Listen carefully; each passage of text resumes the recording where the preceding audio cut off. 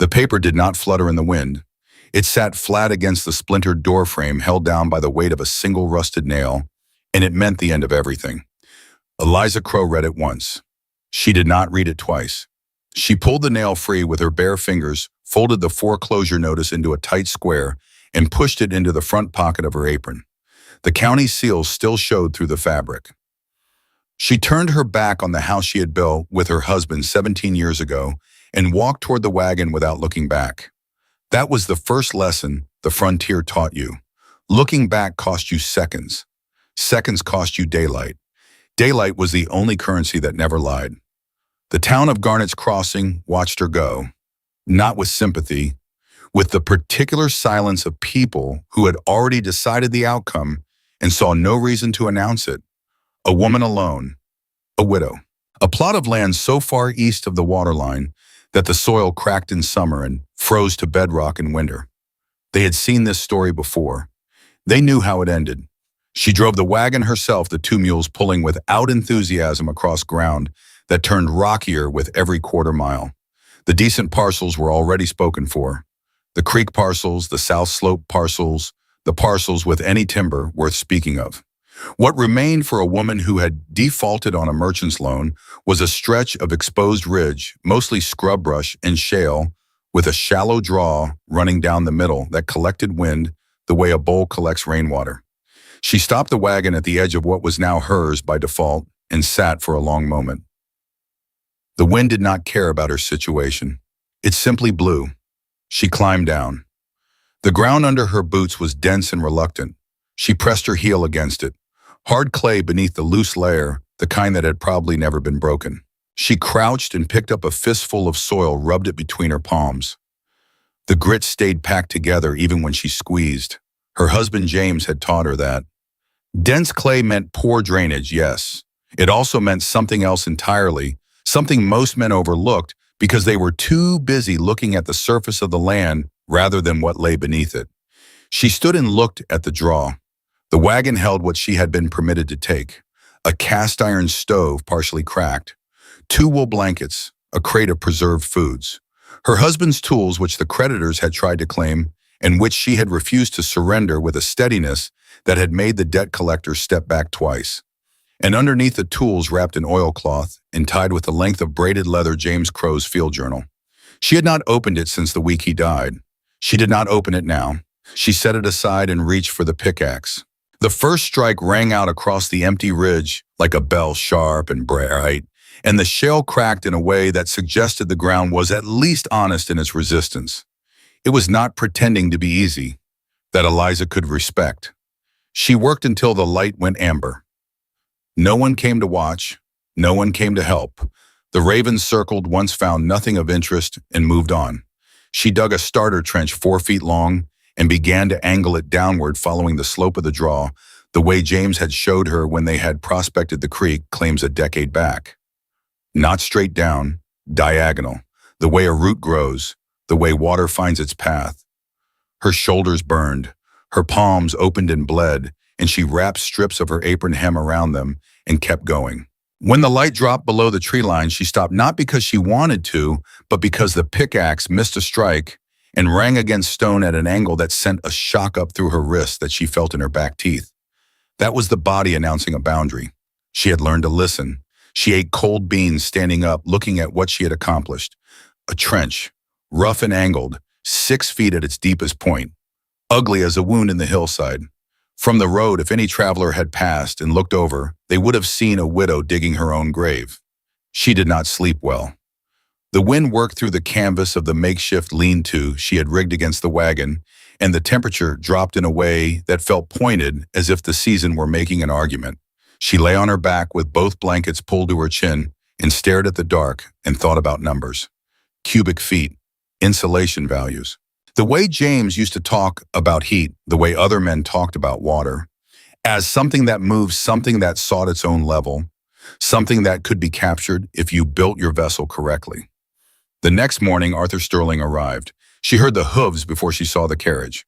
A matched pair of black horses, well-groomed, pulling a lacquered coach with brass fittings that caught the thin morning light and threw it back in every direction. Sterling himself appeared at the window before the driver had fully stopped, one arm draped over the doorframe, with the ease of a man who had never once in his life needed to rush. He was building the largest private residence in the territory 3 miles west of her ridge. The stone walls were already 15 feet high. The workmen were still hauling white granite blocks up from the quarry, and you could hear the hammering on clear days from the edge of town. People spoke about it at the feed store, in the dry goods counter, the way they spoke about a natural wonder, something that had arrived from outside the normal order of things. Sterling looked at her trench. He looked at her, standing in it, pickaxe in hand, hair pinned back and covered in pale clay dust, her wrapped palms leaving faint red marks on the wooden handle. He smiled the way a man smiles when he has already written the ending of a story and finds the current chapter confirming his prediction. "Preparing your grave before winter comes Mrs. Crowe." His voice carried the particular warmth of someone who found cruelty genuinely amusing. "I confess I did not expect such practical foresight from a woman in your circumstances." Most would spend their final weeks in denial. The pickaxe came down, the shale cracked. Eliza did not look up. A second strike, a third. She worked the loosened material with the flat edge and cleared the debris to the side in one efficient motion. The kind of motion that had no wasted thought behind it, only the accumulated intelligence of 10,000 identical movements. "I have spoken with Judge Carver." Sterling continued adjusting one of the silver buttons on his coat with a thumb.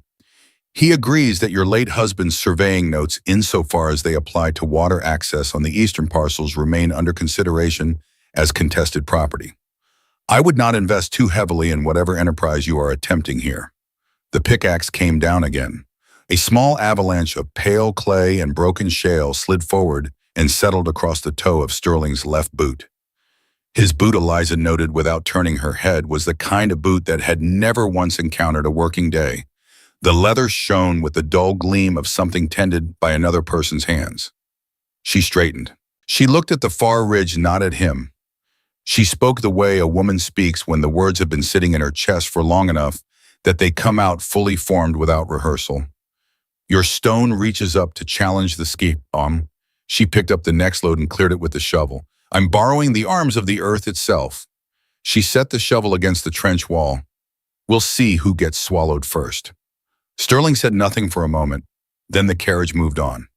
That evening, with the light failing and her body at the exact edge of what it could sustain, Eliza Crowe sat on the rim of her trench and finally opened the oilcloth package. The journal was heavier than she remembered. The cover was dark brown leather, worn pale at the corners, with James's initials pressed into the front in the unsteady tooling of a man who had done it himself. She had watched him do it at the kitchen table one November evening, 7 years back, pressing each letter with a bone stylus while she mended a shirt nearby. He had not looked up once in 40 minutes. She opened to the middle. The page that met her was not text.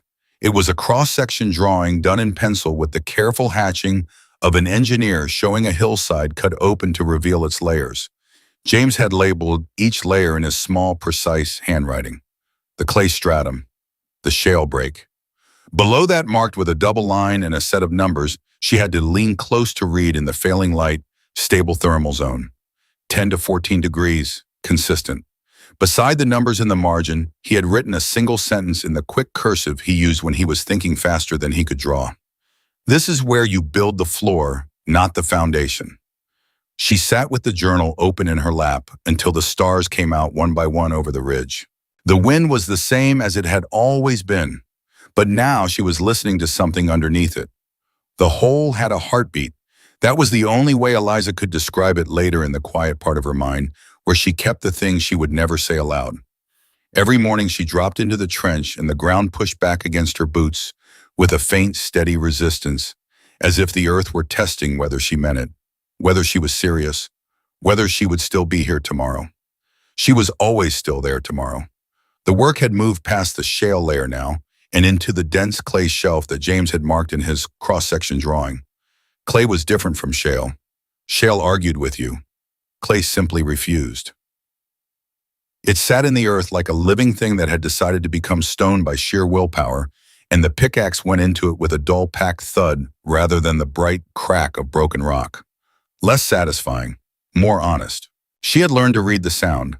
A high ring meant shale or loose aggregate. She moved faster through that.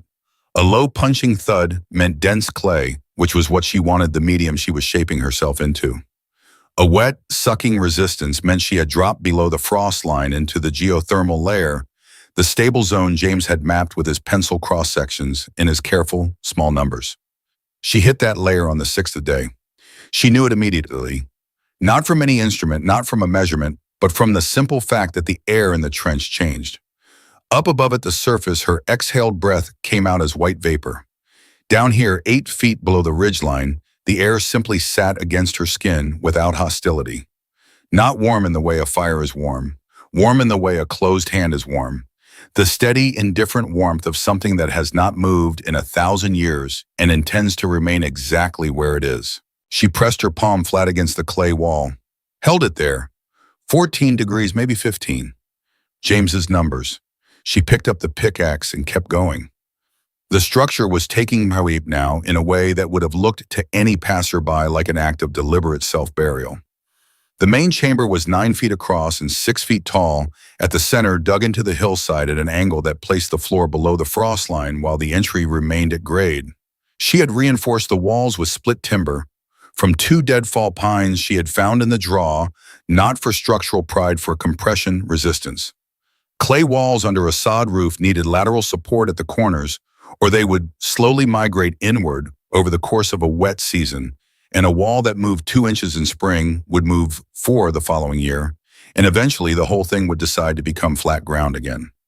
She did not intend to let that happen. The roof was the most technical piece.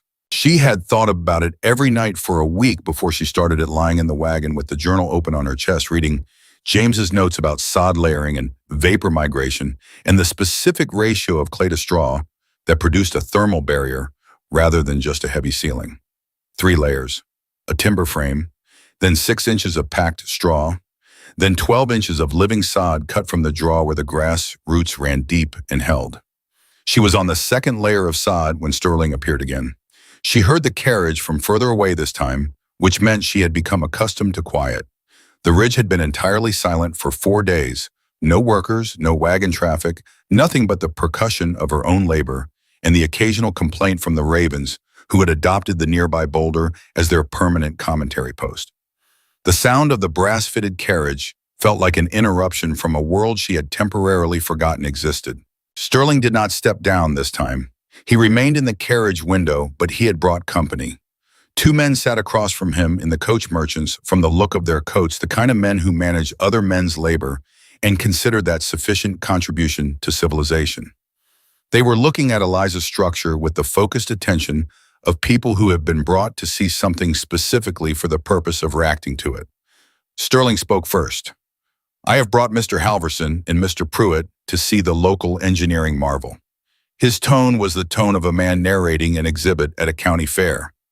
They had some difficulty believing my description. I told them nothing I said would do justice to actually seeing it. Halverson laughed once, a short, genuine sound of derision. Pruitt just shook his head slowly in the manner of a man confronted with an example of human failure so complete it moved him past mockery into something approaching wonder. Eliza was on top of the half-finished roof with a flat board pressing the 2nd sod layer down against the straw beneath it. Her knees were black with peat and clay. Her right hand had opened again at the knuckle where it always opened, now the skin refusing to fully close between days, and she had wrapped it in a strip of flour sack before starting the morning work. She did not stop pressing. She did not look down. "The chimney placement is my favorite detail," Sterling continued. "Notice how she has positioned it. Not upright like a proper construction, angled like a man who has already given up standing." Halverson laughed again. "She'll be dead before Christmas." Pruitt said, not loudly, not with cruelty, but with the flat certainty of an actuary reading a table. It was somehow worse than the laughter. The flatboard came down on the saw, pressed. Moved 6 inches, pressed again. Eliza worked across the roof from south to north, methodically, the way she did everything. She reached the north edge, turned, came back south. On the return pass, she stopped at the center ridge and crouched to check the compression with her thumb, pressing hard to test whether the straw beneath was compacting evenly or had left air gaps that would become cold channels in February. She spoke without looking up. A man who builds tall is betting the wind won't notice him. The thumb pressed. The say gave the right amount. I stopped betting against the wind a long time ago. Silence from the carriage. She moved on to the next section. My house, Sterling said, and his voice had shifted slightly. The performance still there, but something harder underneath it now. We'll be standing in 50 years. Your hole in the ground will be a footnote. Monuments usually are, Eliza said. She finished the north section, climbed down from the roof with the flat board under her arm, and walked around to the entry to check the lintel timber she had set the previous afternoon. She ran her hand along the underside of it, checking for any deflection under the roof load. It was holding. She pulled a small iron wedge from her apron pocket and tapped it once into the right side joint with the heel of her palm. She was aware the carriage had not moved. You genuinely believe this will keep you warm, Sterling said. Not a question, something else, closer to curiosity than he probably intended to reveal. I believe what James's numbers say. She tapped the wedge once more, and James's numbers were never wrong about the ground. Sterling said nothing. The carriage moved on. She watched it go, not with satisfaction, not with anger, but with the neutral attention of a woman cataloging information. He was going to come back, not to mock this time. The curiosity she had heard in that last question was the sound of a man beginning to doubt something he had already decided, and men like Sterling did not doubt gracefully. They came back to reassure themselves, to find the flaw they had missed the first time, to restore the certainty that their world required. She would finish the roof today. Tomorrow she would cut and hang the entry baffle, the second door set 2 feet back from the outer door, that James's note specified as essential for preventing the warm air exchange every time someone entered or exited. The trapped air between the 2 doors acted as a buffer zone, a small pocket of thermal compromise that protected the main chamber from the outside temperature. The design was almost complete. She looked at the structure from 30 feet back, the way you look at a finished painting from across a room. A low mound of sodden earth, barely distinguishable from the hillside itself, except for the angled chimney and the entry stairs cut into the slope. It looked like nothing. It looked like a place you would ride past without your eyes registering it as architecture. That was the point. The ravens on the boulder had gone quiet. She looked west. The sky above the far ridge had turned a color she had not seen in years, not since the winter she and James had weathered their first claim together in the tent that came close to killing them both. Not the gray of an ordinary overcast. Something deeper. A greenish-purple bruise spreading from the horizon upward, eating the blue from the bottom of the sky like stain moving through cloth. The air had stopped moving. That was the part that reached into her chest and squeezed.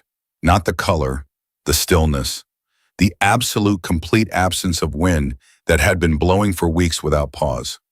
The prairie went silent the same way a room goes silent when someone walks in that everyone feared was coming.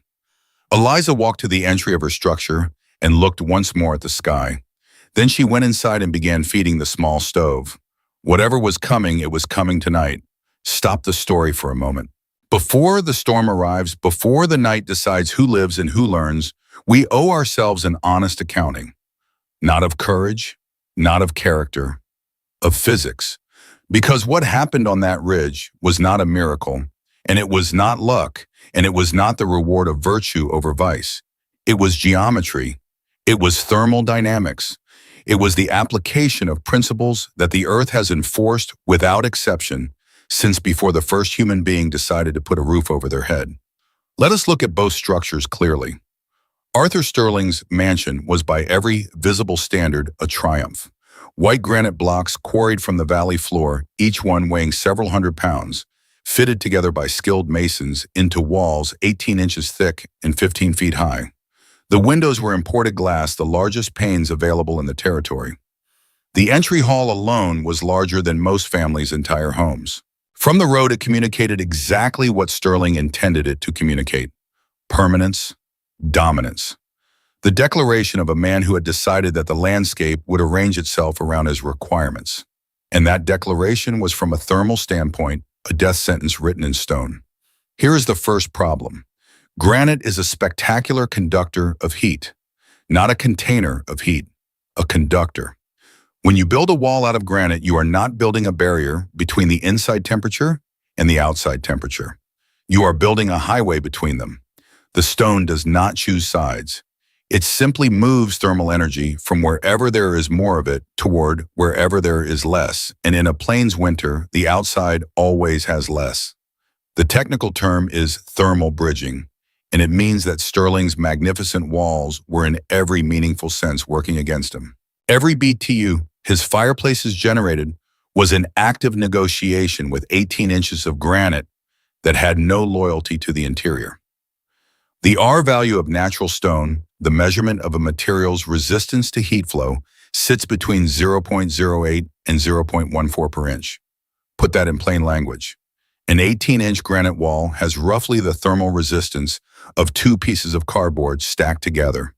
You could spend a fortune on firewood, and the stone would simply distribute your investment to the prairie at whatever rate the temperature differential demanded. That was the first problem. The second problem was architecture. Stirling's entry hall rose 22 feet to a coffered ceiling. The grand staircase swept up through open air to a second-floor landing. The corridors between rooms were wide and tall, designed for the movement of people who expected to be watched while they walked. Every one of these design decisions made for the purpose of visual grandeur operated in winter as a thermal catastrophe. Warm air rises. This is not a preference. It is a physical obligation. In a space with a 20-foot ceiling, the air temperature at floor level and the air temperature at ceiling level can differ by 10 to 15 degrees Fahrenheit. The warm air your fireplaces produce immediately begins its migration upward and away from the human sitting near the floor toward the ceiling, where it accumulates until it finds the inevitable gaps around window frames, roof joints, and chimney surrounds, and then it exits the building. This is called the chimney effect or stack effect, and it operates continuously in any tall enclosed space during cold weather. The building itself functions as a machine for removing the heat you are generating. Every fire Stirling lit was in thermodynamic terms, primarily an investment in warming the exterior sky. To compensate, you burn more wood. The fires grow larger, the consumption becomes enormous, and the cold still finds the corners, still pools on the floor, still crystallizes the moisture on the interior face of those beautiful granite walls. Now look at the other structure. Eliza Crowe dug down 8 feet into a clay hillside and built her floor below the frost line.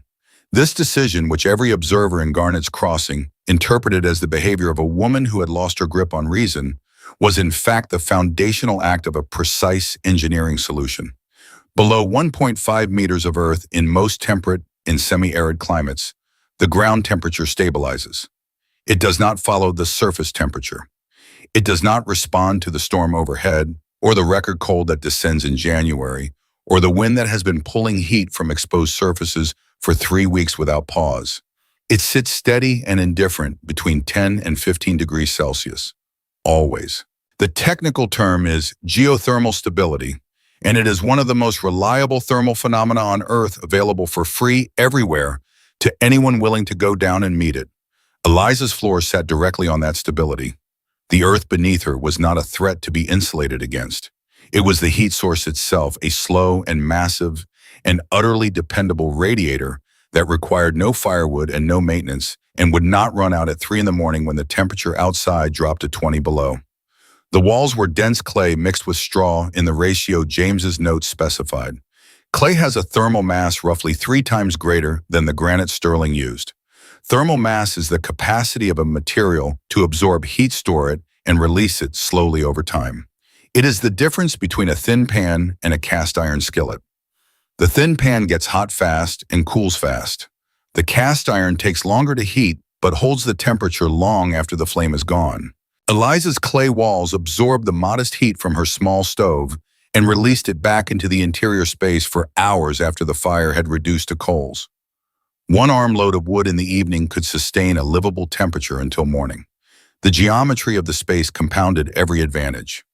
9 feet across, 6 feet at the center, a low sod-covered ceiling with minimal air volume above head height. There was nowhere for warm air to escape to. The convective cycling that destroyed Stirling's interior climate had nothing to work with in Eliza's chamber. The air stayed where the people were. The heat stayed where the air was. The entry baffle completed the system. Two doors separated by 2 feet of corridor meant that opening the outer door to enter or exit the structure did not expose the interior to the outside temperature. The cold air met the first door was compressed into a small buffer zone and then met the second door. The main chamber remained sealed.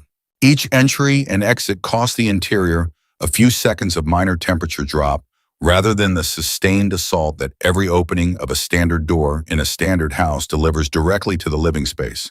The angled chimney that Sterling's merchants had laughed at served a specific aerodynamic function. A vertical chimney in high wind conditions can develop negative pressure, a situation where the wind moving across the chimney top actually pulls air down the stack rather than allowing combustion gases to rise. An angled chimney positioned to take advantage of prevailing wind direction uses that same wind to create positive draw, accelerating the exit of combustion gases and improving the efficiency of the fire below. Every element the observers had interpreted as evidence of ignorance was a considered response to a specific physical problem. The structure Sterling called a grave had a lower heat load, a more stable heat source, superior thermal mass, zero convective loss, minimal infiltration, and an entry system that protected the interior from every opening of the outer door. The structure Sterling called a monument had R values near zero, a chimney effect operating at maximum capacity, fireplaces that could not compensate for the thermal bridging of the walls, and enough interior air volume to require continuous and enormous heat input just to maintain a temperature that would not endanger the occupants. One of these buildings was designed to perform in the conditions it would actually face. The other was designed to impress people who were standing outside of it on a mild afternoon. Physics does not negotiate. It does not award points for ambition or appearance or the cost of materials. It applies the same rules to the mansion and the earth mound with perfect indifference. The storm now rolling in from the northwest did not know whose side it was on. It simply knew its own rules. And in a few hours, both buildings would find out exactly what those rules cost. It arrived without the courtesy of a warning. 1 hour after Eliza fed her stove its evening load and pulled the inner door shut behind her, the sky over Garnet's Crossing stopped being a sky and became a wall. White in absolute and moving at a speed that made the cottonwoods at the creek bend horizontal before snapping upright again in the brief pause between gusts. The temperature dropped 14 degrees in 40 minutes. Not gradually. In steps, like a man descending a staircase in the dark, each footfall landing harder than the last. By midnight, the storm had a voice. Not wind exactly. Something deeper than wind. A sustained structural roar that pressed against every surface it found, probing for the place where the outside and the inside were separated by the least resistance and then concentrating its full attention there. The grand entry hall of Sterling's residence looked in the first hour of the storm exactly as it always looked. The oil lamps burned in their brass fixtures. The fireplaces at each end of the hall held respectable fires, the kind of fires that were tended by staff and never allowed to diminish below a certain visual standard. But the floor was cold. Not the cold of a room that needed more fire. The cold of a room where something fundamental had already been decided. Sterling stood near the east fireplace in his housecoat and felt the heat on his face and the cold against his ankles simultaneously. And the sensation was wrong in a way he could not immediately name. The fire was there. The heat was there. And yet the cold was also there, present and advancing, not driven back by the flames, but simply routing around them, spreading across the stone floor in a slow migration that no amount of combustion seemed to interrupt. He called for more wood. The servants brought it. 2 armloads, then 4. The fires grew larger, cracking and throwing light against the stone walls, and the walls absorbed the light and gave nothing back. The granite reflected the orange glow with the cool indifference of a material that had been managing temperature exchanges for 10,000 years and did not consider one evening's fire a meaningful input. The windows began to speak. Not breaking. Something more patient than breaking. The wind found the tolerance gaps around the imported glass frames, the hairline separations where the wood had contracted in the cold, and it entered the house in threads. Not drafts, threads. Cold so thin and so persistent that it wove itself into the air of the room without announcing itself until it was already everywhere. Sterling pressed his palm against the interior face of the east wall. The stone was cold to the bone in under 2 seconds. He pulled his hand back. In the kitchen, the head of household staff was doing arithmetic that was coming out wrong. The wood pile that was supposed to last the season had been drawn down to the midpoint in a single night. The rate of consumption required to maintain the fires at their current level against the heat loss rate of the walls was not a rate the available supply could sustain past the following morning. She went to inform Sterling. He did not take the information well. By the second hour, the staff had gathered in the kitchen, which was the smallest enclosed space in the building, and therefore the easiest to keep marginally warmer than the rest. Sterling paced the hall alone in 3 overcoats, his breath coming out white, the visible vapor rising and curling toward the ceiling in the draft that moved continuously from the floor to the upper window gaps.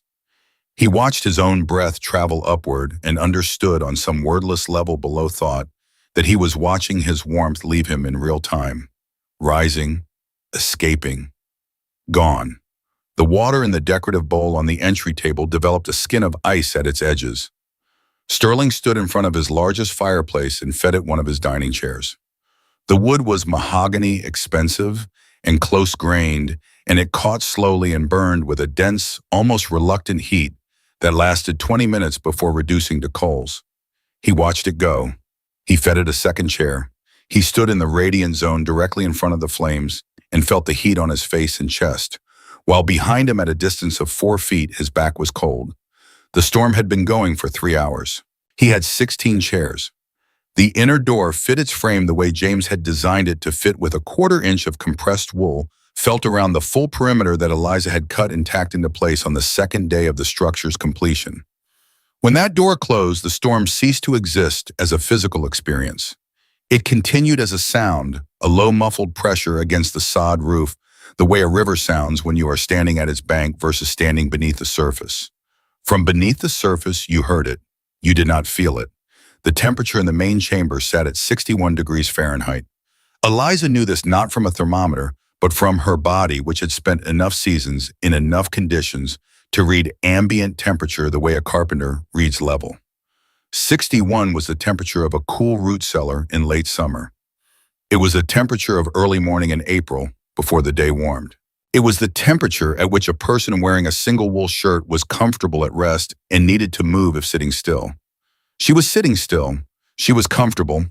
The stove held a fire no larger than what you would use to boil a kettle. 3 pieces of wood each the diameter of a man's wrist, burning low and steady in the cast iron belly. The clay walls had absorbed 6 hours of that modest heat and were now releasing it back into the chamber in the slow continuous exhalation of stored thermal mass, the way a stone pulled from a fire and wrapped in cloth will warm a cold bed for hours after the fire itself is out.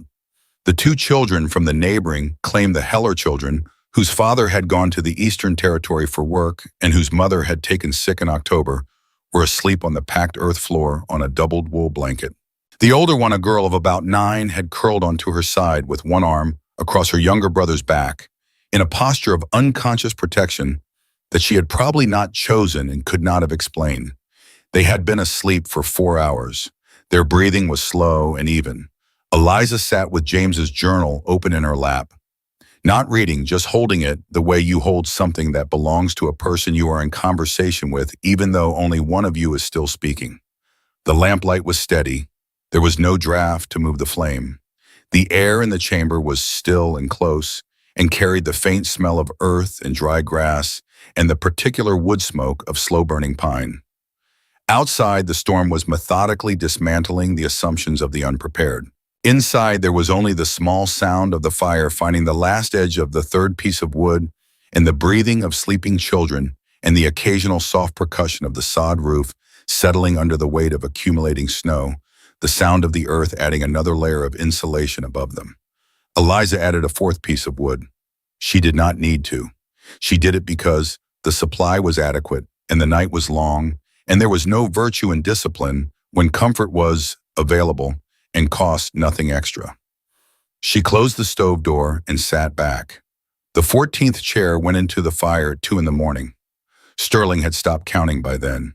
He was operating on a different part of his mind, the part that had not yet been reached by the cold, but that could feel it coming. His hands were stiff inside his gloves.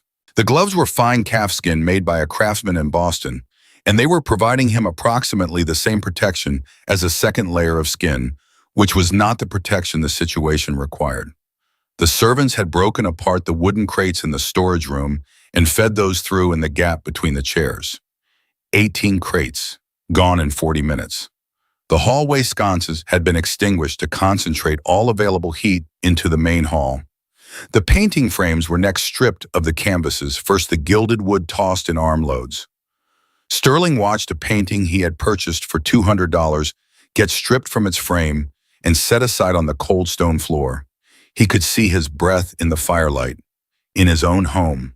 He pressed both hands against the mantel and leaned toward the fire and felt the heat on his face and tried to remember a time in his life when he had been genuinely afraid of the temperature of a room. He could not find one. He had simply never considered it a category of risk that applied to him. The fire consumed the last of the gilded frames and dropped to the level of a modest hearth fire and began slowly and without ceremony to recede. One of the younger servants was crying in the corner. Not dramatically, quietly, with the focused efficiency of someone who has decided that this is the appropriate response to the available information and is allocating the minimum resources to it while continuing to function. Sterling looked at the window. Through the glass beyond the white chaos of the storm, a quarter-mile down the slope of the ridge toward the eastern draw, something was visible. A faint light. Not the blown and scattered light of a surface structure with windows. Something lower. Steadier. A warm amber glow rising from the earth itself, from a low sod mound that from this distance looked like nothing at all, like a place where the hillside had folded gently into itself. It had not moved. It had not flickered. In 2 hours of watching the storm attempt to locate and extinguish it, the light had simply continued to exist as indifferent to the conditions above it, as the clay wall surrounding it, as the geothermal floor beneath it, as the woman inside who had built the whole thing with wrapped hands and a dead man's numbers and the absolute refusal to mistake appearance for performance. Sterling stood at the window in 3 overcoats and watched the light for a long time. His fire continued to recede. The cold reached his feet and began to move upward, patient and thorough. The way water moves through soil, following gravity, in the path of least resistance, filling every space that warmth had vacated. He had one decision left to make tonight. The decision made itself. That was the thing Sterling would never admit to anyone, not even years later, when the story had softened into something he could tell at a dinner table without the shame arriving fresh and physical in his chest. The decision did not feel like a choice. It felt like the only remaining fact in a room where all the other facts had burned. He wrapped himself in the last 2 blankets from the upstairs linen chest, pulled his heaviest boots onto feet he could barely feel, and opened the front door. The storm entered immediately, not as weather, but as intention, a full-body assault of wind and driven snow that hit him across the face and chest and took his first exhaled breath away before he could complete it. He stood on the top step of his grand entrance and looked at the world his house had been built to dominate, and understood that the world had not registered the arrangement. He stepped down. The snow was past his knee in the open ground between the house and the drive. He had not accounted for that. He had seen snow from windows his entire life, framed and contained by glass and distance. And the difference between observed snow and inhabited snow was the difference between a map and the territory it pretended to describe. He lurched forward, lost the drive immediately, found it again by the resistance of packed ground beneath the loose surface, moved toward the ridge by memory and by the faint amber reference point that still held his position in the dark, steady as a compass bearing. He fell twice before he reached the bottom of the slope. The third fall he did not immediately get up from. He lay face down in the snow, and the cold pressed against every surface it could reach, and the wind moved over him with the impersonal thoroughness of a thing that had no opinion about the outcome. He was simply an obstacle in its path, an object with a temperature it intended to equalize. He got up, not from courage. From the specific and clarifying terror of a man who has understood at the cellular level that the alternative to getting up is not rest. He moved up the slope by degrees, leaning forward, each step a negotiation with the depth of the snow and the angle of the ground and the wind that came in lateral bursts and tried to redirect him. The amber light grew. It was coming from below the surface of the hillside, from the low entry cut into the slope that he had ridden past a dozen times without registering as architecture. He could see the outline of it now, the sod roof indistinguishable from the hillside above it, the entry stairs going down. He descended them on his hands and knees. The outer door was solid timber, low set into the hillside at a height that required a man to bow to enter. Sterling pulled it open and fell through it into the entry, buffer the 2-foot corridor between the outer door and the inner, and the temperature change was instantaneous and shocking. Not warmth exactly, but the cessation of assault. The wind stopped. The driven snow stopped. The outer door swung shut behind him, and the storm reduced to a muffled pressure against the sod above and the sound of his own breathing, which was ragged and loud in the sudden quiet. He stood in the dark of the buffer corridor for a moment. Then he knocked on the inner door. There was a pause. Movement inside. The door opened. The warmth came out first before the light, before he saw anything. It came out as a physical presence, not the scorching radiance of a large fire, but something more pervasive and even the warmth of a space that had been warm for a long time and intended to remain so. It reached into the corridor and found him, and the contrast with what he had just come through was so complete and so sudden that something in Sterling's chest cracked open in a way that had nothing to do with the cold. Eliza stood in the doorway holding the lamp. She looked at him. She took in the blankets, the ice in his eyebrows, the shaking in his hands, that he could not control, the expression on his face that he had no architecture left to conceal. She stepped back and held the door open. He came in. The Heller children stirred on their blanket but did not wake. The stove ticked quietly in the corner, holding its small, insufficient fire. The clay walls pressed close on all sides, the ceiling low. The space, nothing like the volumes Sterling had built his sense of self inside of. It was by every standard he had spent his life applying a mean and modest space.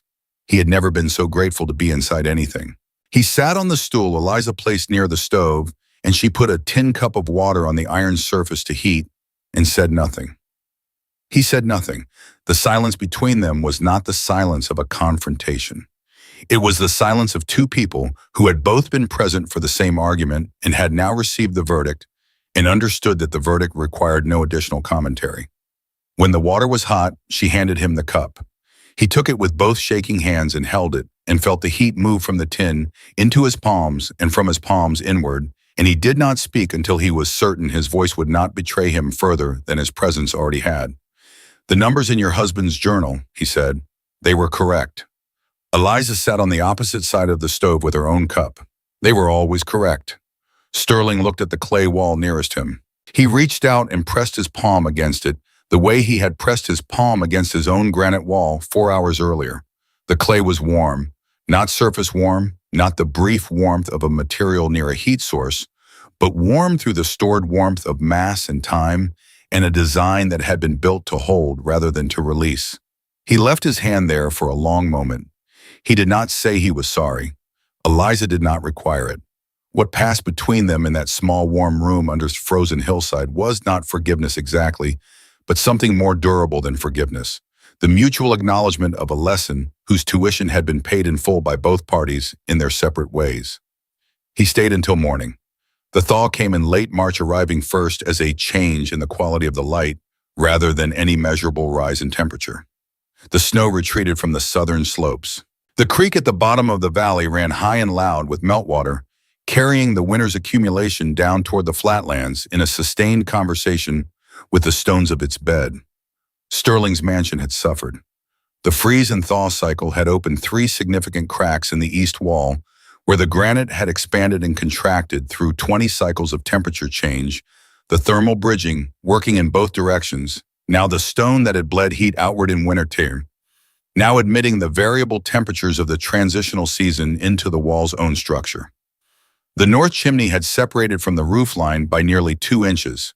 2 of the imported glass windows had cracked clean across from the frame movement. The repairs would be significant, the lesson more so.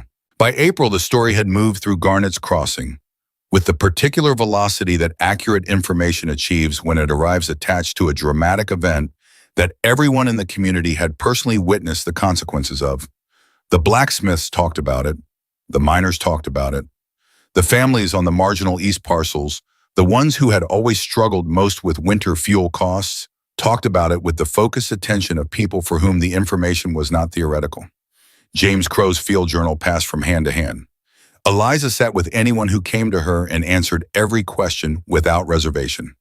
She showed them the entry, baffles, the wall composition ratios, the chimney angle calculation, the floor placement relative to the frost line. She drew cross-sections in the dirt with a stick for men who could not read the pencil drawings in the journal. She was not generous with this information because she was a generous person, though she was.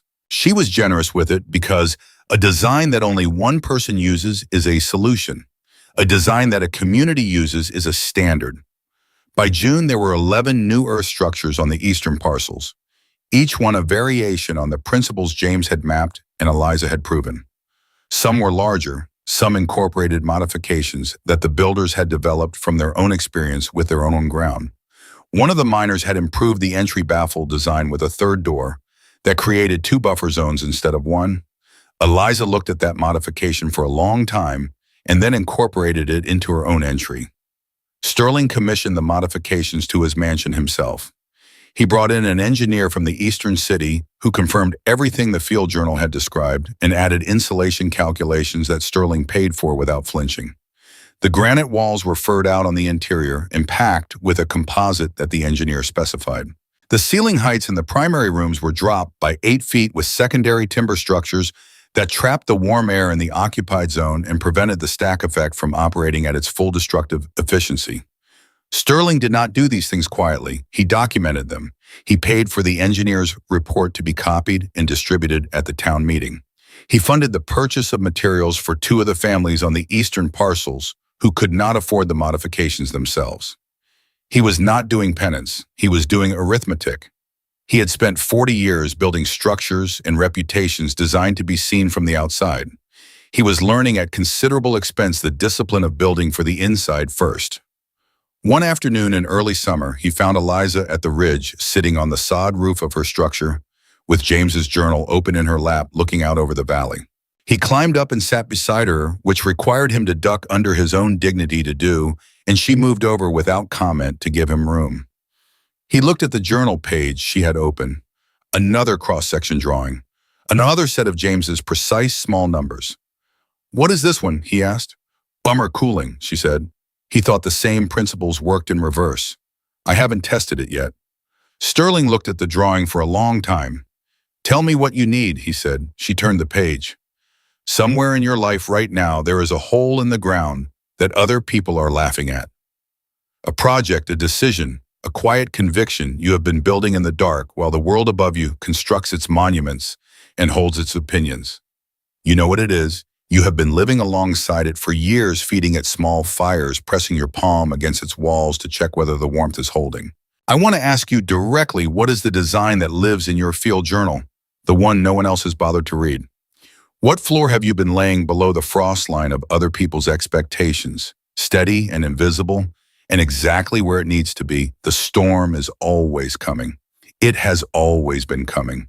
The only question physics ever asks is whether you built for the inside or for the appearance of the outside. Start digging. This story is a historically inspired reconstruction. The characters are fictional and the events are dramatized for narrative effect. The content presented here is for entertainment and inspirational purposes only and does not constitute professional engineering, architectural, or survival advice. Always consult with qualified professionals before undertaking any construction or survival-related activities.